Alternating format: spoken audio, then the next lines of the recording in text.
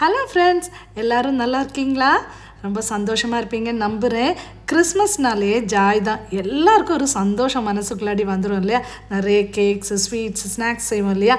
அந்த அடிப்படையில் இன்றைக்கி நான் என்ன செய்ய போகிறேன்னா, கார்லிக் ஸ்பைசி ரிப்பன் பக்கோடா செய்ய போகிறேன். அதுக்கு 2 கப்பு கடலை மாவு எடுத்துக்கணும்.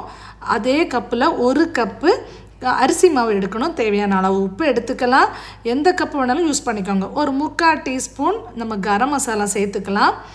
அதுக்கு பிறகு 1/2 டீஸ்பூன் மஞ்சள் தூள் சேர்த்துக்கலாம். காயப்பொடி ஒரு 3/4 டீஸ்பூன் போட்டுக்கணும்.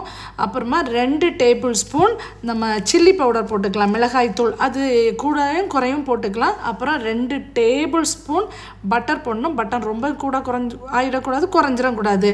ஸோ எல்லாத்தையும் நல்லா மிக்ஸ் ஆன பிறகு ஒரு 12 அள்ளி வெளுத்துள்ளியுடைய பேஸ்ட்டு, அதாவது பூண்டுடைய பேஸ்ட்டை அரைச்சி அதை மிக்ஸ் பண்ணி நல்லா கலந்துக்கணும். பிறகு கொஞ்சம் கொஞ்சமாக தண்ணியை சேர்த்து சப்பாத்தி மாவுக்கு பிசைவோம் இல்லையா, அதே போல் பிசைஞ்சுக்கோங்க. உப்பு மட்டும் லைட்டாக டேஸ்ட் பார்த்துக்கோங்க. பிசைஞ்சு வச்ச பிறகு நம்ம சட்டியில் எண்ணெயை ஊற்றி அது பாட்டு சூடாகிட்டு இருக்கட்டும். ரிப்பன் பக்கோடா செய்ய வேண்டிய அச்சில் இந்த கத்தி வச்சு கோடு போட்டது போல் ஒரு அச்சு இருக்கும் இல்லையா, கிழிச்சது போல், அந்த அச்சை எடுத்துக்கோங்க. அதுக்குள்ளாடி எண்ணெய் லேசாக தடவிடுங்க. லேசாக சுடுதுடே இருந்தாலும் பரவாயில்ல, அந்த எண்ணெயை லேசாக தடவிடுங்க. தடவிட்டு நம்ம பிசைஞ்சு வச்சுருக்கிற மாவை அதில் ஸ்டஃப் பண்ணி ரிப்பனாக பிழிஞ்சு, எண்ணெய் நல்லா சூடாக இருக்கணும்.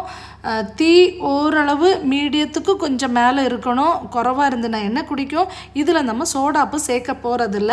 சோடாப்பு சேர்த்தா ஸ்டமக்கு நல்லது இல்லைல்ல. ஸோ நம்ம வீட்டில் செய்யும் பொழுது அது குழந்தைங்களாம் சாப்பிட்றதுனால சோடாப்புலாம் சேர்க்க வேண்டாம். ஆனால் இந்த மாவில் கொஞ்சம் ராகி மாவு சேர்த்துக்கலாம். அரிசி மாவு பாதி, ராகி மாவு சேர்த்துக்கலாம். குழந்தைங்களுக்கு ரொம்ப நல்லது. பட் நான் இன்றைக்கி ராகி மாவு சேர்க்கல. ஸோ இந்த கலவையை அழகாக கொதித்த எண்ணெயில் அப்படியே ரிப்பனாட்டு பிழிஞ்சு போடலாம். ரிப்பன் பக்கோடா எல்லோரும் சாப்பிட்ருப்பீங்க. பட் இந்த ரிப்பன் பக்கோடாக்கு என்ன ஸ்பெஷல்னால், கார்லிக் பேஸ்ட்டு சேர்த்துருக்குறோம், கரம் மசாலா சேர்த்துருக்குறோம், கொஞ்சம் மிளகாத்தூள் தூக்கலை போட்டிருக்குறோம். சாப்பிட்டு பாருங்கள், ரொம்ப டேஸ்ட்டாக இருக்கும். பேட்சாக போட்டு 2 கப்புக்கு எனக்கு நல்ல ஒரு கோபுரம் போல் வந்தது. நல்லாவே முதல்ல ஒரு மாதிரி துணி போல் இருக்கும். ஆனால் கொஞ்சம் டைம் ஆக ஆறின பிறகு பார்த்திங்கன்னா நல்லா கிறிஸ்பியாக மாறிடும். இதுதான் இந்த ரிப்பன் பக்கோடாவோடைய மேஜிக்கு. ஸோ வீட்டில் செய்யுங்க. நீங்கள் மட்டும் செஞ்சு சாப்பிடாதீங்க, அக்கம் பக்கத்தில் உள்ளவங்களுக்கெல்லாம் ஷேர் பண்ணி சாப்பிடுங்க. பார்க்குறதுக்கு அழகாக இருக்குதா? நம்ம இந்த ரிப்பன் பக்கோடாவை டேஸ்ட்டு பார்க்கலாமா? பார்க்கும்போதே நாக்கில் தண்ணி வருது. ஓகே, நான் ஒரு பீஸ் எடுத்து உங்களுக்கு சாப்பிட்டு காமிக்கிறேன். கடிக்கும்போதே கரம்புறான்னு சவுண்டு வருது. ரொம்ப டேஸ்ட்டாக இருக்குங்க. அந்த கார்லிக்குடைய ஃப்ளேவர்,